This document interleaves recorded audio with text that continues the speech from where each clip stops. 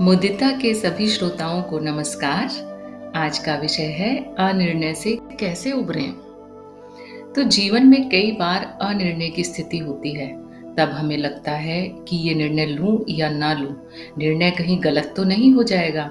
तो आपने ध्यान दिया होगा कि प्रकृति में सभी जीवों के निर्णय सहज बोध से होते हैं और मनुष्य के विचार मंथन से। मनुष्य के अधिकांश निर्णय या तो सामाजिक नियमों से प्रभावित होते हैं या फिर व्यक्ति की अपनी क्षमताओं से। उसकी शरीर से संबंधित सुरक्षा, उसका भोजन, प्रजनन संबंध और सारे क्रियाकलाप नियोजित होते हैं, यानी वेल प्लान्ड होते हैं। तो व्यक्ति यदि किसी का आश्रित है तो उसके निर्णयों में किसी दूसरे के हस्तक्षेप को उसे स्वीकारना ही पड़ता है। जैसे बच्चों को शिक्षा के चुनाव में माता पिता के हस्तक्षेप को कई बार स्वीकारना ही पड़ता है। लेकिन यदि व्यक्ति आश्रित नहीं भी है तब भी आपने देखा होगा कि उसके निर्णय उसकी मान्यताओं, उसके परिवार और समाज के प्रभाव में होते हैं, क्योंकि वह इनसे जुड़ा रहना चाहता है।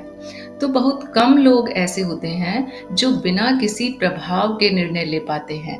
ऐसे लोगों में बौद्धिक बल, साहस और आत्मविश्वास होता है। तो अनिर्णय की स्थिति कब आती है?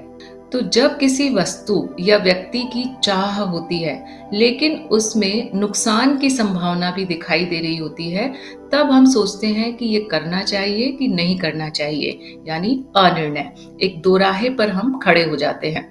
तो अब देखते हैं कि किसी भी निर्णय को लेने के पहले किन किन बातों का ध्यान रखना चाहिए। तो पहली बात, प्राथमिकता जीवन को दी जा रही है या किसी सांसारिक तुलना में फंसा जा रहा है, यानी समाज में जो हो रहा है कहीं उससे हिप्नोटाइज होकर के तो वह निर्णय नहीं लिया जा रहा है।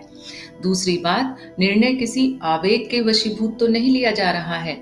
तीसरा, जिस क्षेत्र में प्रवेश का निर्णय लेना है, जैसे कि किस विषय की पढ़ाई करनी है, व्यवसाय करना है या नौकरी करनी है, आजीविका कैसे चलानी है, तो उस समय उस विषय से संबंधित जानकारी और अपनी रुचि और गुण उनको भली भांति देख लेना चाहिए। चौथा, निर्णय गलत होने पर बदलने का विकल्प है कि नहीं, आपके पास दूसरे ऑप्शंस हैं या नहीं। पांचवा, यदि निर्णय से कोई नुकसान हो जाता है तो उसको सहने की क्षमता आप में है कि नहीं, ये भी देखना जरूरी है। छठा, अगर परिस्थितियां प्रतिकूल हो गई तो क्या आप में निर्णय बदलने का साहस है। सातवां, अपनी इच्छा पूर्ति के लिए निर्णय किसी के ऊपर थोपा तो नहीं जा रहा है। आठवां, निर्णय से मेरा लाभ है किंतु किसी निर्दोष की हानि तो नहीं हो रही है। नौवां, लोग क्या कहेंगे, इससे अप्रभावित रहने की मनोवृत्ति आप में है या नहीं। और 10वीं बात है, किसी सहारे के बिना खड़े रहने की क्षमता स्वयं में है या नहीं। अब हम दूसरी स्थिति को देखते हैं जहां पर कि पहले से निर्णय ले लिया गया था, सोच समझकर किया गया था या समझने में कुछ चूक रह गई थी, जो भी है, किंतु लिया गया निर्णय गलत साबित हो गया। तो अब समाधान क्या है? तो देखिए, माया में सब कुछ सही नहीं हो सकता।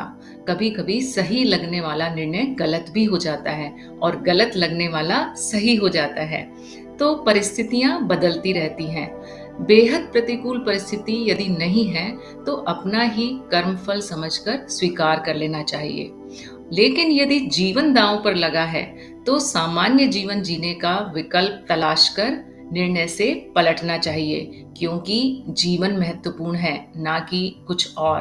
अगली बात ये ध्यान रखने की है कि पश्चाताप में डूबना गलत है, क्योंकि जन्म सीखने के लिए होता है और गलतियों से सीखने पर जीवन को नई दिशा मिलती है। और सबसे महत्वपूर्ण बात जो सभी आध्यात्मिक व्यक्तियों के लिए है कि आध्यात्मिक व्यक्ति का निर्णय गलत कभी नहीं होता, क्योंकि वह जानता है कि यह सब खेल है।